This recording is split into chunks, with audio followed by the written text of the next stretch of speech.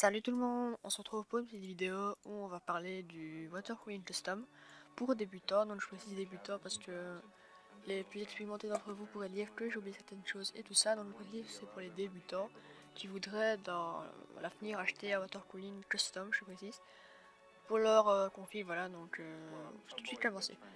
Donc tout d'abord, c'est quoi un Water Cooling? Donc pour ceux qui ne le sauraient pas, si je pense de être rappelé, ça doit quand même exister. Bien, vous devez connaître sûrement le refroidissement via l'air, donc par exemple couleur master hyper 212 EVA, maintenant donc, qui refroidit via ventilateur, donc c'est un refroidissement à air. Sauf que le water cooling c'est un refroidissement liquide, donc je vais utiliser de l'eau. C'est une eau spéciale, évidemment, c'est pas une bête d'eau. Donc ça va tout ça vraiment refroidir via de l'eau, donc c'est plus efficace que l'air. Donc tout d'abord, vous devez aussi connaître le water cooling all-in-one, donc par exemple on a le Corsair, le H100i, donc ça c'est le water cooling all-in-one, c'est-à-dire que tout est pré-rempli, scellé, donc voilà, vous avez juste à le monter dans votre boîtier et à l'allumer. Je peux parler ici, c'est le water cooling custom, donc c'est tout ce que vous allez acheter vous-même, tout monter vous-même, etc. Voilà. Donc nous on va faire un trajet simple, ça va être uniquement pour refroidir le processeur, donc dans certains cas vous pouvez aussi refroidir la carte graphique et certaines parties de la carte mère aussi. Donc nous on va seulement s'intéresser au processeur. Alors le trajet il est simple, c'est juste pompe, processeur, pompe. C'est-à-dire que la pompe c'est ce qui va servir d'amener le liquide dans les tuyaux qui vont refroidir certaines pièces que vous avez choisies, donc par exemple la graphite, etc. Donc voilà. Ensuite, donc la pompe, dans le cas dans lequel j'ai choisi, ça va être une pompe. Petite particularité pour Blast, c'est que d'habitude certaines pompes se vissent entre guillemets par votre PC, mais dans ce cas-ci, ça va être une pompe qui va occuper deux places dans vos baies 5,25, c'est-à-dire que vous n'aurez pas moins de place vu que tout sera dans la baie 5,25, donc c'est en dessous si je ne me trompe pas.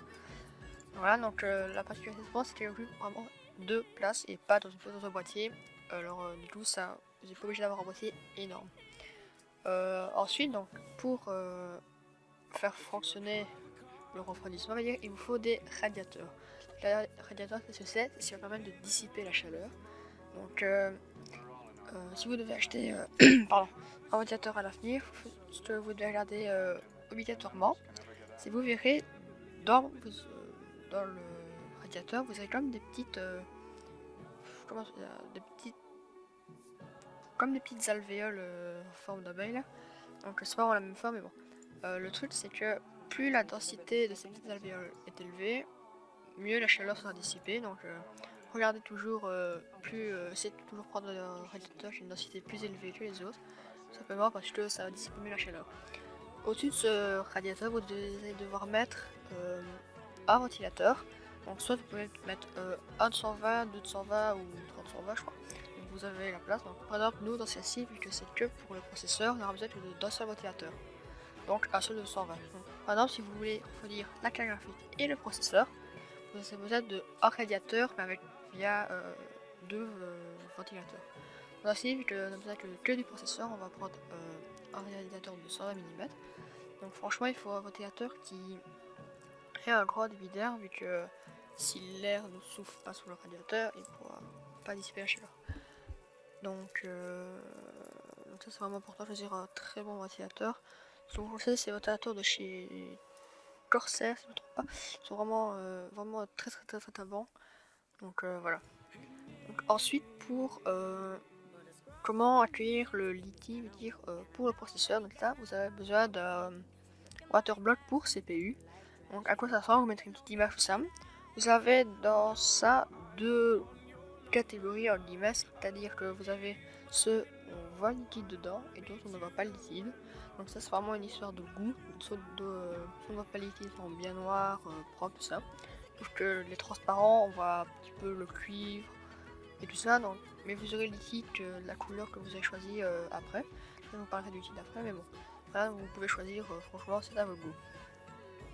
Ensuite, pour le liquide c'est très simple, donc c'est du liquide tout en un aussi, vu qu'il y a tous les mélanges sont faits, anti-rouille, anti-corrosif, tout ça, donc tout est prévu dedans. Sur le site que j'ai choisi, sur les deux sites, la couleur disponible c'est du blanc, du rouge, du vert ou du bleu.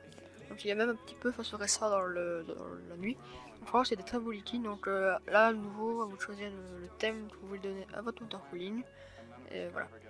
Donc ensuite pour le tuyau, donc dans ce cas-ci c'est j'ai pris un tube en je ne connais pas la matière. C'est du Primoflex, c'est une matière spéciale. Donc c'est des tubes, vous savez j'ai pris du tube transparent pour qu'on voit le liquide passer dans le tuyau. Voilà. Donc par contre, il faut faire attention quand vous choisissez votre tuyau. C'est que vous aurez par exemple petit 10/13 mm. C'est-à-dire que c'est un tube de 10 et de 13 mm. Donc qu'est-ce que c'est le 10 mm? C'est le diamètre à l'intérieur du cercle. 13 mm c'est le diamètre de l'extérieur du cercle. Ça vous devrez le retenir après pour acheter les bagues pour attacher les tuyaux entre eux, correspondantes évidemment. Donc pour le câble, il faudrait entre 1 m et 1,50 m, ça dépend de votre boîtier, etc. Donc voilà. Donc ensuite pour passer justement aux petites bagues, alors dans ce cas-ci, il y a deux catégories je pense, c'est ceux à compression, les autres j'ai oublié leur nom, je regarde. Non, le modèle le plus utilisé sur la compression, tout simplement parce que c'est le plus fiable niveau tirer des fuites et tout ça. Donc vraiment la compression c'est le plus simple. Donc c'est très simple, il suffit de rentrer dévisser la petite balle au-dessus, vous rentrez le tuyau, vous repassez la balle dans le tuyau et vous resserrez bêtement, voilà. Donc c'est vraiment bec comme chose, donc voilà. Ensuite, tout ce qu'il vous reste à faire, c'est de relier la pompe à votre carte mère, remplir le liquide. Faites attention aux bulles, donc vous remplissez petit à petit votre pompe, tout simplement. Et surtout, ne jamais faire tourner la pompe à vide, tout simplement parce qu'elle va lâcher, sinon et racheter une pompe, vous êtes un petit peu dégoûté, je pense, voilà. Donc pour les composants c'est fini, voilà.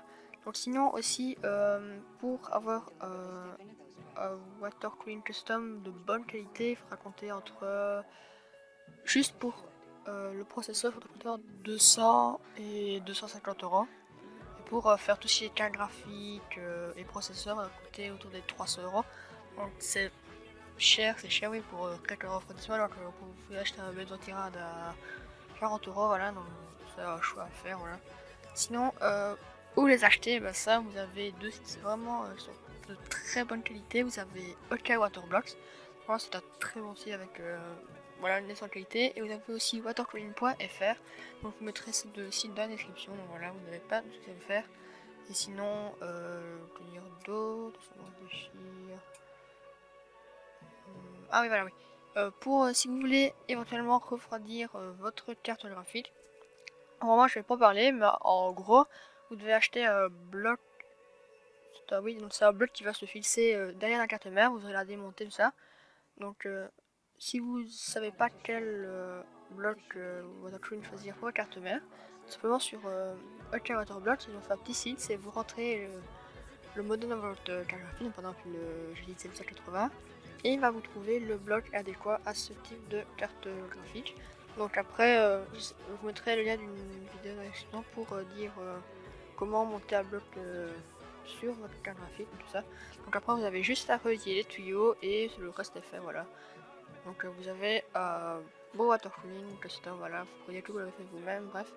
Sur ce, je vous dis à la prochaine pour une prochaine vidéo. Allez, ciao ciao.